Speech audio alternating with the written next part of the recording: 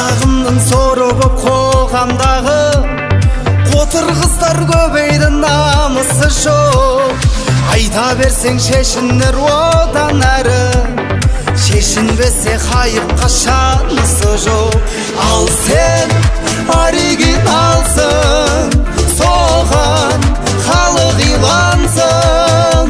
Саған қолы жете алмай бәрі қиналсын. Ал сен оригиналсың, таза қазақи нәрсің. Қайда кешегі аналар бәрі сенен үлгі алсын.